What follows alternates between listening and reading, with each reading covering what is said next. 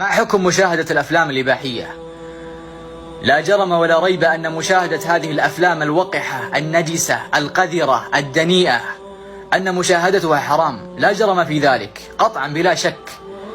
أنا أكلمك أنت ككونك مسلم، نعالك أطهر وأشرف من هؤلاء الزناه.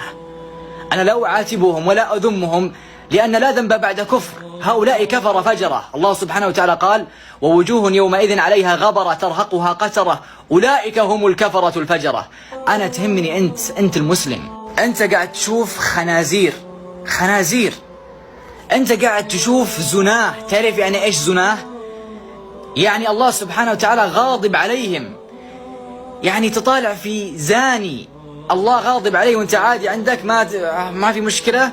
سبحان الله، أين غيرتك على الله سبحانه وتعالى؟ أنت تحسب أن الله سبحانه وتعالى فقط توعد الزنا؟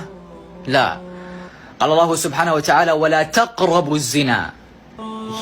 لا شك أن هذه الأفلام الخليعة تقودك إلى الزنا والعياذ بالله.